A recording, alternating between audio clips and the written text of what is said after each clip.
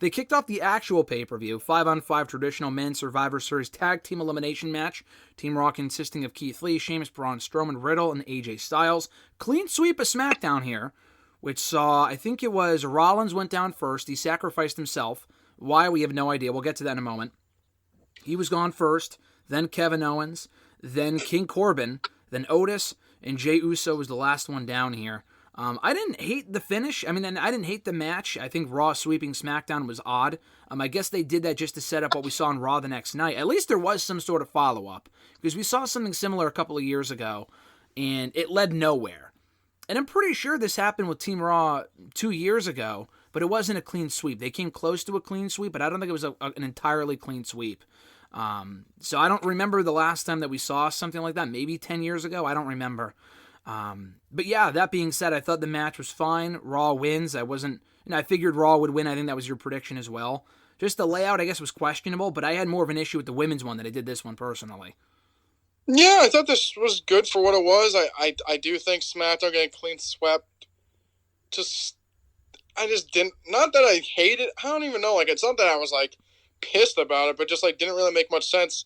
So basically, it's like, who's Roman going to face next? In theory, it's just like if he faces any of those guys, they just got smoked by 5 mid-card guys at best from Raw. It just kind of seemed a little bit weird. Like the last guy that Roman Reigns had a decent feud with got destroyed in Jey Uso.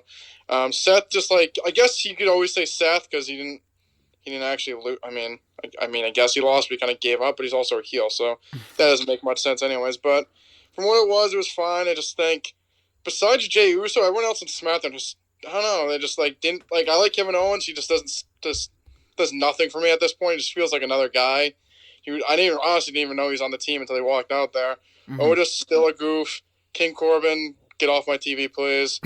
Jey Uso's good, but Rollins, whatever the fuck that was kind of dumb. But yeah, I guess like you said, it's set up for what was going on Raw. But I mean, Riddle getting a WWE Championship match, like, come on, please no. So I get it, but I just didn't think it made too much sense. But yeah, we'll talk about what it led to on Raw the next night after we're done with the Survivor Series review. But Rollins, any speculation as to why he may have done what he did on Sunday? Because, I guess it's his character as a sacrifice. He's a messiah, blah, blah, blah.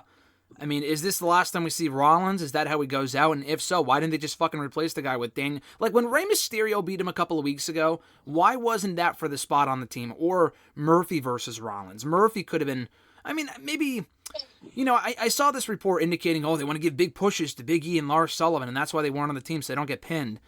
I guess, but you could say the same thing about Bianca, and then she was in there for a while. She got counted out. Why couldn't you count out Lars Sullivan or count out Big E? I guess they wanted to save that for when Big E came out with New Day, which I'll get to momentarily. I don't know. Daniel Bryan could have been on the team, and he could have gotten pinned. I just feel like the Rollins thing was just a complete waste. Yeah, I think Becky's due soon, so like it makes sense. I saw reports that they're going to try to like write Rollins off TV sooner rather than later, but I don't know. I think they should just had him versus Murphy, like a street fight or no holds barred or something on SmackDown. Winner gets the gets the spot in Survivor Series team. Murphy like basically kills him. They write him off TV for as long as he's out, and then he comes back and kind of continues the Murphy stuff. I don't know. It just seemed random, and like you said, if he just is off TV now for like a month or two, like, why? Because he got a bro kick in the face. Like, there has to be some kind of like they have to bring some kind of thing up if he's gone from now on. They're just gonna say, he's out for a month. Like, if anything, Adam Pearce should be like, since he gave up on his team, Fox is suspending him for a month. I don't know. Yeah, I could see that happening. Like, something like that is like they're like writing him off TV because he gave up on the team or something like that. Because it was weird how they had the Fox logos on the back and then they had the USA Network logo on Raw side. That was kind of bizarre. But besides that, I thought, like you said, the match was fine. I think it just didn't give SmackDown a good look that they got swept. Yeah, and they didn't win overall either. I'm thinking, okay, they'll battle back. Because I picked Raw to win here, but I still saw SmackDown winning overall. I think the only match we got wrong was the women's tag team elimination match. Because we had Banks, Bobby, Profits, and Roman going over, except for the women's match. I know we kind of figured Lana might be the sole survivor. You even said that if she was the sole survivor, you wouldn't watch the rest of the show. Thankfully, it was at the very end. You missed Roman and Drew, aside from obviously catching up on it later on. But Thankfully, I think they did that by design, Mr. Marceau, to ensure that you didn't miss the entire pay-per-view. I wish they did it right at the beginning. I could have saved 2.5 hours. Yeah, no, I just don't understand. I think the Rollins thing will lead somewhere. I know he's going away for a while, and I'm perfectly fine with it. Honestly, it might be for the best, because I feel like he's been on TV constantly for the last, I don't know, 2-3 years now? And he's been hurt before. He's missed time. Like, obviously, he missed 6 months about 5 years ago. He was gone for a little bit before WrestleMania 33. But other than that, the guy has been a regular on Raw and now SmackDown forever.